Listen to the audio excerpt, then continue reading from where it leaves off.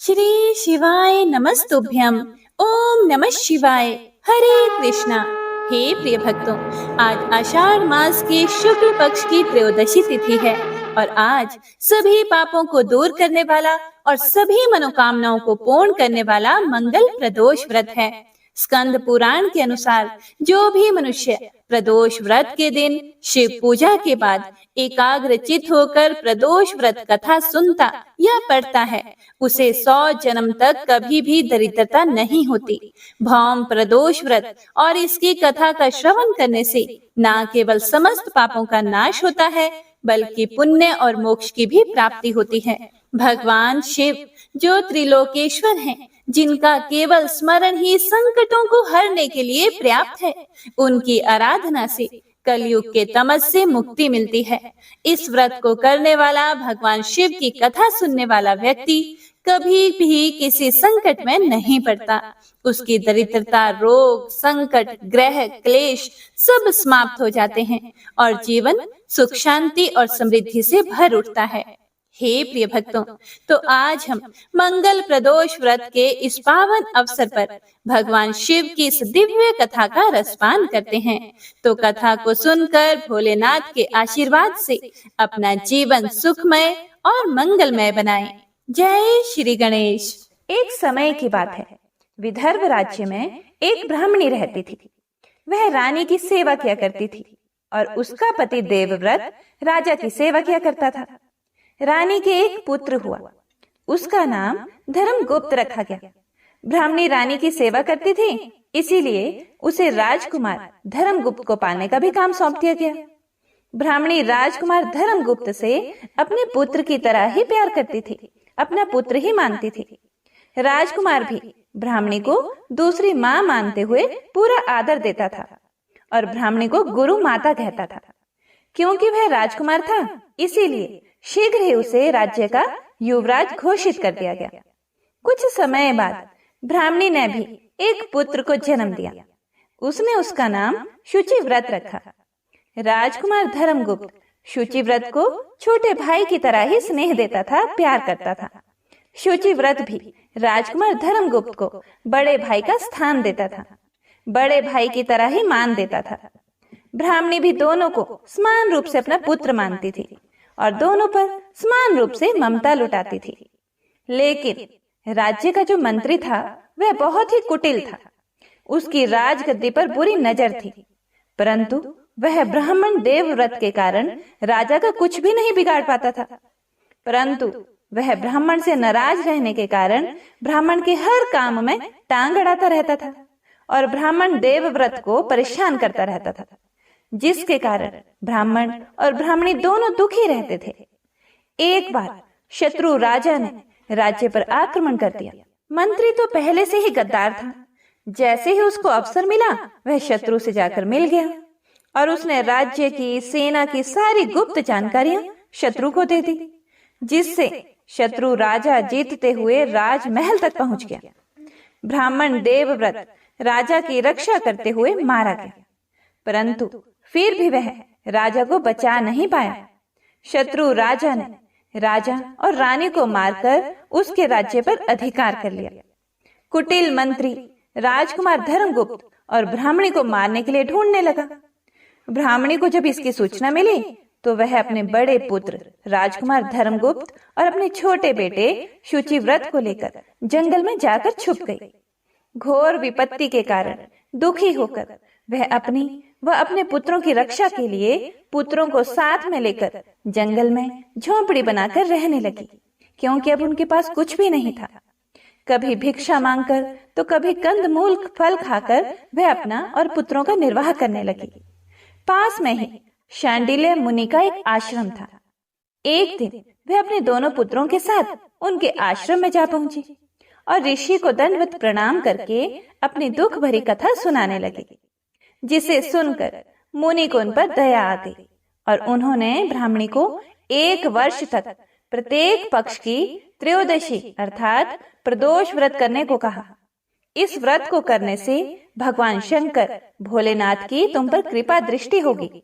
वह प्रसन्न होकर तुम्हारे दुख और दरिद्र को दूर करके तुम्हारे जीवन को सुखी बनाएंगे। शांडिल्य ऋषि कहने लगे कि प्रदोष व्रत की पूजन का विधि विधान तो बहुत बड़ा है, परंतु श्रद्धा भक्ति और सामर्थ्य के अनुसार विश्वास रखकर व्रत को करने से भी भगवान भोलेनाथ की तुम पर शीघ्र ही कृपा होगी और तुम्हारा कल्याण होगा।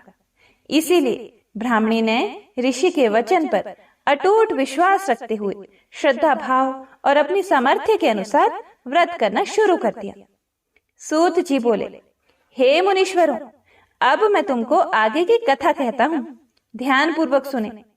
कुछ समय बीत जाने पर ब्राह्मणी का छोटा लड़का शुचिव्रत तालाब में स्नान करने गया था, तो भगवान शंकर की कृपा से उसे रास्ते में सोने की मुद्राओं से भरा हुआ एक कलश दिखाई दिया। वह स्वर्ण कलश को लेकर अपनी माता के पास जा पहुंचा। वह माता को कलश देता है तो माता कहती है, तुम दोनों भाई आपस में आधा आधा बांट लो। फिर बड़ा भाई धर्मगुप्त बोला, इस धन पर मेरा कोई अधिकार नहीं है माँ, इसीलिए मैं यह धन नहीं लूंगा। यदि भगवान शंकर की कृपा होगी तो मुझे भी धन प्राप्त होगा। कुछ समय बीत जाने के बाद एक दिन दोनों भाई घूम रहे थे और घूमते घूमते वन के बीच में जा पहुंचे। वहां उन्हें अनेक रूपवती गंधर्व कन्याएं अटखेलियां करती हुई दिखाई दी। उन सब को देखकर शुचिव्रत बोला, मैं स्त्रियों के बीच में नहीं जाऊंगा। ऐसा कहकर वह उसी स्थान पर रुक गया। बड़ा भाई धर्मगुप्त उन कन्याओं के समूह में जाकर पहुंच गया। उसके स्वरूप को देखकर उनमें से एक गंधर्व कन्या ने उससे एक प्रश्न किया कि आप कौन हैं? इस वन में आपका आगमन कैसे हुआ? फिर राजपुत्र धर्मगुप्त बोला, मैं विदर्भ देश का राजकुमार धर्मगुप्त हूँ। मेरे पिता की हत्या करके शत्रुओं ने हमारे राज्य पर अधिकार कर लिया है, इसीलिए मेरी रक्षा के लिए गुरु माता मुझे और उनके पुत्र को साथ लेकर यहाँ वन में रहती हैं। अब आप अपना परिचय देने की कृपा कीजिए। तब वह गंधर्व कन्या बोली, मैं विद्रवक नामक गंधर्व की पुत्री अंशुमति हूँ। मैंने अपनी सूक्ष्म बुद्धि द्वारा आपके मन की भावना जान ली है कि आप मुझ पर अनुरक्त हैं। मेरा मन भी आपको देखकर चंचल हो रहा है। कदाचित ईश्वर ने हम दोनों को एक दूसरे के लिए ही बनाया होगा। ऐसा कहकर गंधर्व पुत्री ने राजपुत्र के गले में अपनी मणिमाला डाल दी। तब राजपुत्र बोला, हे सुमुखी, मैंने तुम्हारा यह प्रणय उपहार प्रेम से स्वीकार कर लिया है, लेकिन मैं तो बहुत ही ज्यादा निर्धन हूँ। मेरा तुम्हारा विवाह किस प्रकार हो सकेगा? तब अंशुमति बोली, हे राजपुत्र, आप कोई चिंता ना करें। मेरे माता पिता आपको देखकर बहुत ही प्रसन्न होंगे और विवाह की स्वीकृति भी दे देंगे। कल सुबह ही आप यहाँ अवश्य आना। इतना सुनकर राजपुत्र गंधर्व कन्या से विदा लेकर अपने घर को आ गया और घर आकर सारी बातें अपनी माता को बता दी। सूत जी बोले, हे ऋषियों, दूसरे दिन सवेरे राजपुत्र भगवान शिव की पूजा करके अपने भाई शुचिव्रत को साथ लेकर उस वन में गया। उधर वह गंधर्व कन्या अंशुमति भी अपने पिता विद्रवक को अपने साथ लेकर वहां जंगल में आती है। गंधर्व राज राजपुत्र को देखकर अत्यंत प्रसन्न होकर कहते हैं कि तुम मेरी पुत्री के योग्य श्रेष्ठ वर हो। गंधर्व राज ने अपनी पुत्री का विवाह उसके साथ कर दिया और दहेज में हीरे, मोती, सोना, चांदी, हाथी, घोड़े, लाव लश्कर और अनेक दासियां दी और शत्रु को परास्त करने के लिए अपनी सेना देने का वचन भी दिया। राजकुमार धर्मगुप्त ने गंधर्व राज से सेना लेकर अपने राज्य को वापस प्राप्त करने के उद्देश्य से ब्राह्मणी और शुचिव्रत के साथ शिव जी की पूजा करके शत्रु पर आक्रमण कर दिया। शीघ्र ही उसे विजय प्राप्त हो गई और उसने शत्रु राजा और कुटिल मंत्री को मारकर अपने राज्य पर फिर से अधिकार कर लिया। गंधर्व राज ने अपना वचन पूरा करके धर्मगुप्त को विदर्भ देश का राजा बना दिया। धर्मगुप्त ने राजा बन जाने पर अपने छोटे भाई शुचिव्रत को मंत्री तथा गुरु माता को राजमाता के पद पर सुशोभित कर दिया। इस प्रकार भगवान शिव जी की कृपा से वे सभी आनंद से रहने लगे। सूत जी बोले, हे ऋषियों, जो भी स्त्री या पुरुष पूरी श्रद्धा भक्ति भाव से इस प्रदोष व्रत को करेगा तथा शिव जी का पूजन अभिषेक करेगा, रात्रि जागरण करेगा, कथा सुनेगा, महादेव जी उनके सारे कष्ट हर लेंगे और अपने लोक में अवश्य ही स्थान देंगे। हे भगवान शिव और माँ पार्वती, कथा सुनने वाले सभी शुद्धि जनों की मनोकामना पूर्ण करना। प्रेम से बोली शिव पार्वती की जय, गणेश भगवान की जय। अब सूत जी भौम प्रदोष व्रत मतलब मंगल प्रदोष व्रत कथा सुनाते हुए बोले कि अब मैं मंगल त्रयोदशी प्रदोष व्रत का विधि विधान कहता हूँ, सुनो। मंगलवार का दिन व्याधियों का नाशक है। इस व्रत में एक समय व्रती को गेहूं और गुड़ का भोजन करना चाहिए। इस व्रत के करने से मनुष्य सभी पापों व रोगों से मुक्त हो जाता है। इसमें किसी प्रकार का भी संशय नहीं है। अब मैं आपको उस बुढ़िया की कथा सुनाता हूँ जिसने यह व्रत किया था और वह मोक्ष को प्राप्त हुई थी। अत्यंत प्राचीन काल की घटना है। एक नगर में एक बुढ़िया माई रहती थी। उसके एक बेटा था। वह मंगलवार को पैदा हुआ था, इसीलिए उसका नाम मंगलिया रखा। बुढ़िया माई को हनुमान जी पर बड़ी श्रद्धा थी। वह प्रत्येक मंगलवार को हनुमान जी का व्रत रखती थी और पूरी विधि विधान से उनकी पूजा करती थी, उनको भोग लगाती थी। इसके अलावा मंगलवार को ना तो वह घर को लिपती थी और ना ही मिट्टी खोदती थी। इसी प्रकार से व्रत रखते हुए जब उसे काफी दिन बीत गए तो हनुमान जी ने सोचा कि चलो आज इस बूढ़ी माई की श्रद्धा की परीक्षा लेते हैं। ऐसा सोचकर हनुमान जी साधु का वेश बनाकर बूढ़ी माई के द्वार पर जा पहुंचे और जोर से पुकारने लगे, है कोई हनुमान का भक्त जो हमारी इच्छा पूरी करे? साधु की आवाज सुनकर बूढ़ी माई बाहर आई और साधु वेशधारी हनुमान जी से पूछा, क्या चाहिए महाराज? साधु वेशधारी हनुमान जी बोले कि मैं बहुत भूखा हूँ, मैं भोजन बनाऊंगा, तुम मुझे अपना चूल्हा और आंगन लेप कर दे दो। यह सुनकर बूढ़ी माई बड़ी दुविधा में पड़ गई, क्योंकि वह तो मंगलवार को ना चूल्हा लेपती थी और ना ही जमीन खोदती थी। फिर बूढ़ी माई ने हाथ जोड़कर प्रार्थना की, हे महाराज, लीपने और मिट्टी खोदने के अतिरिक्त जो आप काम कहें वह मैं करने को तैयार हूँ। फिर साधु बोला कि पहले मुझे वचन दो, जो मैं बोलूंगा फिर तुम वही करोगी। बूढ़ी माई ने वचन दे दिया और फिर साधु बोला कि तू अपने बेटे को बुला।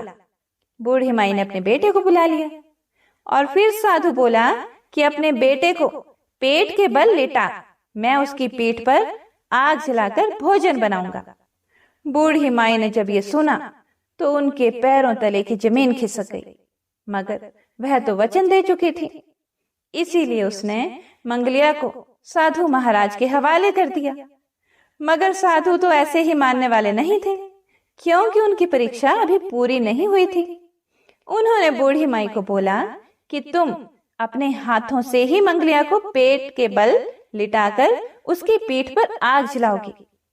फिर उसने अपने बेटे को पेट के बल लिटाकर उसकी पीठ पर आग जलाकर दुखी मन से बूढ़ी माई अपने घर के अंदर चली गई।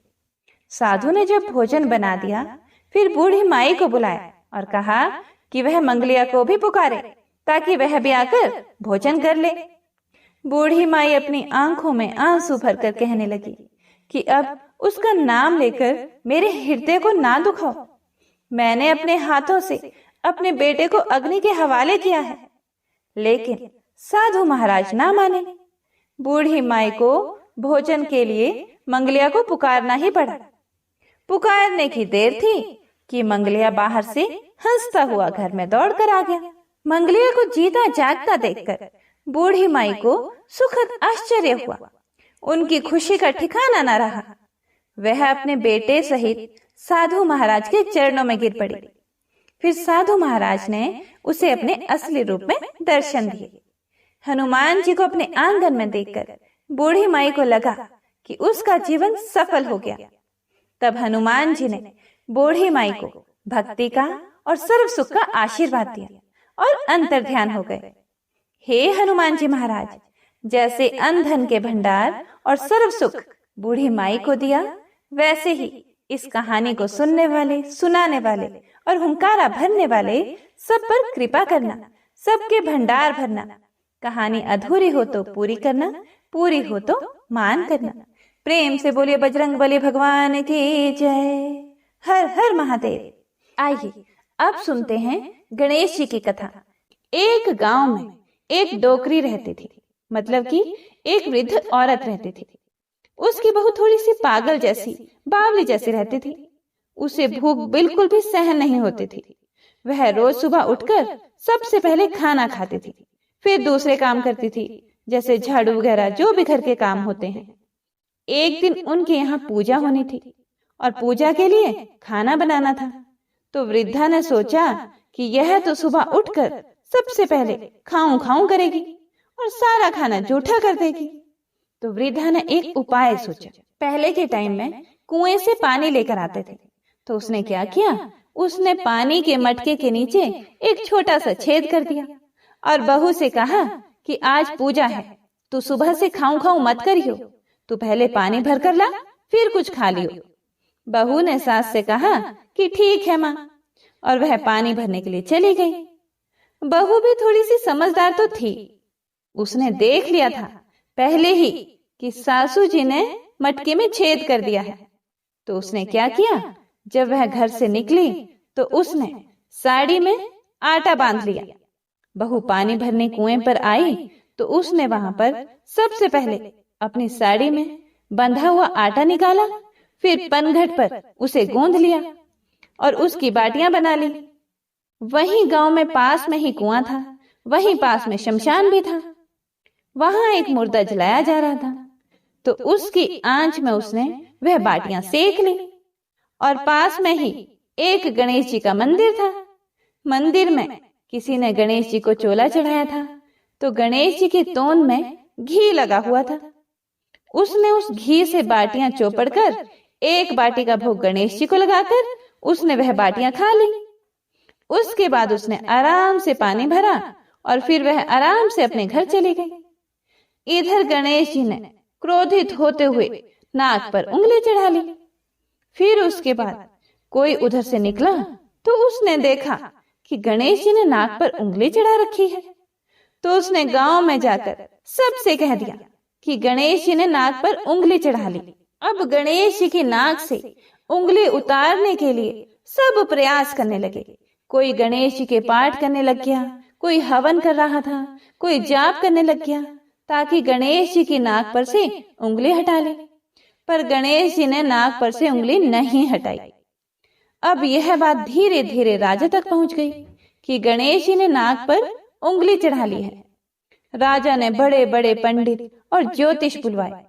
उन्होंने पंचांग देख लिए, सब कुछ कर लिया, पर वह भी गणेश जी की नाक से उंगली नहीं हटा पाए। अब राजा ने पूरे राज्य में मुनादी करवा दी कि जो भी गणेश जी की नाक पर से उंगली हटवाएगा उसे 5 गांव की जागीर दे दी जाएगी। अब राज्य में सभी लोग अपनी अपनी तरफ से प्रयास करने लग गए।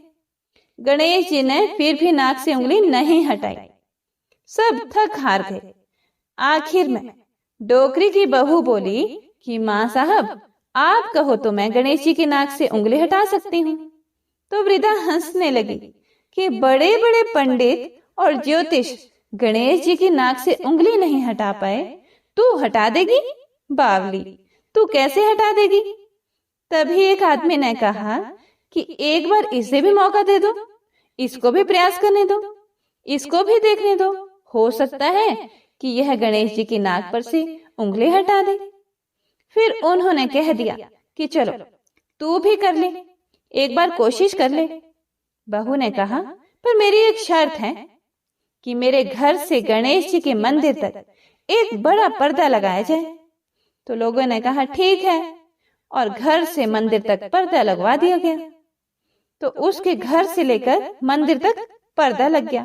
अब बहू ने क्या किया, जब वह घर से निकली तो उसने सबसे पहले अपने घाघरे में, मतलब पेटीकोट में धोबना यानी कपड़े धोने का जो हथियार होता है, धोना, जिससे कपड़े कूटते हैं, छिपाकर मंदिर गई। मंदिर में ढोबना निकालकर गणेश जी से बोली, कारे कारे गणेशिया, आटो लाई म्हारे घर से, पनघट पर आटो ओसन के ऊनी की बाटियां बनाई, मरिया मुर्दा की आग से उन्हें सेकी, थारी तोंद में से जरा सो घी ले लियो तो तूने नाक पर उंगली चढ़ा ली। नाक पे से उंगली हटा रही हो कि नहीं? नहीं तो दूं एक धौनारी, अभी थारा टुकड़ा टुकड़ा हो जाएगा। बहू की बात सुनकर गणेश जी डर गए। उन्होंने सोचा कि ये तो बावली है, सही में मार देगी तो क्या करूंगा, इसका तो कोई भरोसा नहीं है, सच में ही मार देगी। और गणेश जी ने फट से नाक पर से उंगली हटा ली। अब तो पूरे गांव में डोकरी की बहू की जय जयकार होने लगी कि डोकरी की बहू ने गणेश जी के नाक से उंगली हटवा दी। राजा ने अपने आदेशानुसार 5 गांव जागीर में दिए। हे गणेश जी महाराज, जैसे उस डोकरी की बहू को दिया वैसे सबको देना। कथा को सुनने वाले, सुनाने वाले और हुंकारा भरने वाले सबको देना। कथा अधूरी हो तो पूरी करना, पूरी हो तो मान करना। तो प्रेम से बोलिए गणपति महाराज की जय। हे प्रिय भक्तों, तो आइए अब सुनते हैं लप्सी और तप्सी की कहानी। यह एक पौराणिक लोक कथा है। इस कथा के अनुसार एक लप्सी था तथा एक तप्सी था। तप्सी सदैव भगवान की तपस्या में लीन रहता था और लप्सी रोजाना 1.25 सेर की लापसी बनाकर भगवान का भोग लगाकर खा लेता था। एक दिन वह दोनों लड़ने लगे। तप्सी बोला, मैं रोजाना भगवान की तपस्या करता हूँ, इसीलिए मैं बड़ा हूँ। तो लप्सी बोला कि मैं रोज भगवान को 1.25 सेर लापसी का भोग लगाता हूँ, इसीलिए मैं बड़ा हूँ। तभी देव मुनि और परम वैष्णव ब्रह्मा जी के मानस पुत्र और महाज्ञानी नारद जी वहां से गुजर रहे थे। उन्होंने लप्सी और तप्सी दोनों को लड़ते हुए देखकर उनसे पूछा कि तुम दोनों क्यों लड़ रहे हो? तब तप्सी ने खुद के बड़ा होने का कारण बताया और लप्सी ने अपने सर्वश्रेष्ठ होने का कारण बताया। उन दोनों की पूरी बात सुनकर महाचतुर भक्त शिरोमणि नारद जी बोले कि तुम दोनों का फैसला मैं कर दूंगा। दूसरे दिन लप्सी और तप्सी नहाकर अपनी रोज की भक्ति करने के लिए गए तो नारद जी ने छुपकर 1.25 करोड़ की एक अत्यंत बहुमूल्य रत्न जड़ित और दुर्लभ मणियों से बनी अंगूठी उन दोनों के सामने रख दी। हे प्रिय भक्तों, तप्सी की नजर जब अंगूठी पर पड़ी तो उसने चुपचाप अंगूठी उठाकर अपने नीचे दबा ली। लप्सी की नजर अंगूठी पर पड़ी लेकिन उसने ध्यान ही नहीं दिया और भगवान को भोग लगाकर लापसी खाने लगा। इसके बाद नारद जी उन दोनों के सामने आए तो दोनों ने हे नारद जी से पूछा, हे मुनि श्रेष्ठ, अब आप अपना निर्णय बताइए कि हम में से कौन बड़ा है, किसकी भक्ति श्रेष्ठ है। तो नारद जी ने तप्सी से खड़ा होने को कहा। जब वह खड़ा हुआ तो उसके नीचे दबी अंगूठी उन्हें दिखाई पड़ी। नारद जी ने तप्सी से कहा कि तपस्या करने के बाद भी तुम्हारी चोरी करने की आदत नहीं गई, इसीलिए लप्सी बड़ा है और तुम्हें तुम्हारी तपस्या का कोई भी फल नहीं मिलेगा। हे प्रिय भक्तों, तब तप्सी बड़ा शर्मिंदा होकर नारद जी से माफी मांगने लगा। उसने नारद जी से पूछा कि मुझे मेरी तपस्या का फल कैसे मिलेगा। तब नारद जी ने उससे कहा कि यदि कोई गाय और कुत्ते की रोटी को नहीं बनाएगा, यदि कोई ब्राह्मण को भोजन करवाकर दक्षिणा नहीं देगा, तो उनके दान धर्म का फल, उन लोगों की पूजा का फल तुझे मिलेगा। यदि कोई सुहागिनी साड़ी के साथ ऊपरी अंगोछा का दान नहीं देगा तो वह फल तुझे मिलेगा। यदि कोई दिए से दिया जलाए तो वह फल भी तुझे मिलेगा। यदि कोई सारी कहानी सुने लेकिन तुम्हारी कहानी नहीं सुने तो उसकी पूजा का फल भी तुझे मिलेगा। हे प्रिय भक्तों, उसी दिन से हर व्रत कथा कहानी के साथ लप्सी तप्सी की यह कहानी भी अवश्य सुनी और कही जाती है। तो आइए अब सुनते हैं शिव चालीसा। जय गणेश गिरिजा सुवन, मंगल मूल सुजान, कहत अयोध्या दास तुम, देहु अभय वरदान। जय गिरिजापति दीन दयाला, सदा करत संतन प्रतिपाला। भाल चंद्रमा सोहत नीके, कानन कुंडल नागफनी के। अंग गौर शीर गंग बहाए, मुंड माल तन चार लगाए। वस्त्र खाल बागंबर सोहे, छवि को देखी नागमन मोहे। मैना मातु की हवे दुलारी, बाम अंग सोहत छवि न्यारी। कर त्रिशूल सोहत छवि भारी, करत सदा शत्रुन क्षयकारी। नंदी गणेश सोहे तह जैसे, सागर मध्य कमल है जैसे। कार्तिक श्याम और गणराव, या छवि को कही जात न काऊ। देवन जब ही जाए पुकारा, तभी दुख प्रभु आप निवारा। किया उपद्रव तारक भारी, देवन सब मिली तुम ही जुहारी। तुरत षडानन आप पठायो, लव निमेष महामारी गिरायो। आप जलंधर असुर सहारा, सुयश तुम्हार विदित संसारा। त्रिपुरासुर सन युद्ध मचाई, सबही कृपा कर लीन बचाई। किया तप ही भागीरथ भारी, पूरब प्रतिज्ञा तासु पुरारी।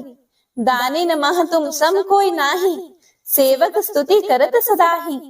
वेद नाम महिमा तब गाई, अकथ अनादि भेद नहीं पाई। प्रकटी उधती मंथन में ज्वाला, जरत सुरासुर भय विहाला। किन्हीं दया तह करी सहाई, नीलकंठ तब नाम कहाई। पूजन रामचंद्र जब किन्हा, जीत के लंका विभीषण दिन्हा। सहस कमल में हो रहे धारी, किन्ह परीक्षा तभी पुरारी।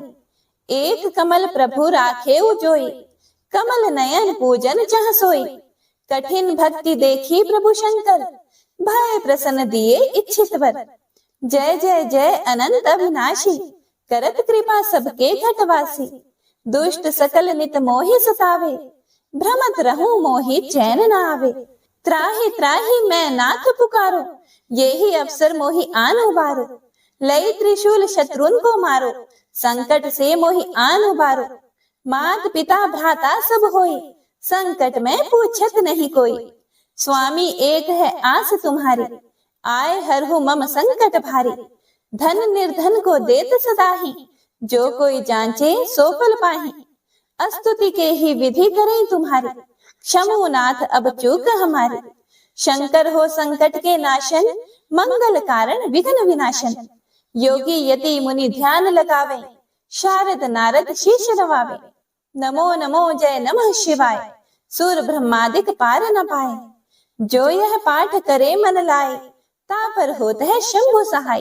ऋणिया जो कोई हो अधिकारी, पाठ करे सो पावन हारी। पुत्रहीन कर इच्छा जोई, निश्चय शिव प्रसाद ते ही होई। पंडित त्रयोदशी को लावे, ध्यान पूर्वक होम करावे। त्रयोदशी व्रत करे हमेशा, ताके तन नहीं रहे कलेशा। धूप दीप नैवेद्य चढ़ावे, शंकर सम्मुख पाठ सुनावे।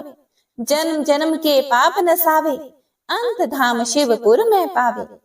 कहे अयोध्या दास आस तुम्हारी, जानी सकल दुख हरहु हमारी। नित नेम कर प्रातः ही, पाठ करो चालीसा। तुम मेरी मनोकामना, पूर्ण करो जगदीश। मगसर छठी हेमंत ऋतु, संवत 64 जान। अस्तुति चालीसा, शिव ही पूर्ण कील कल्याण। ओम नमः शिवाय। हे प्रिय भक्तों, तो यह थी आज की कथा। उम्मीद है आप सभी भक्तों ने पूरे भक्ति भाव और प्रसन्न चित मन से कथा को पूरा सुना होगा।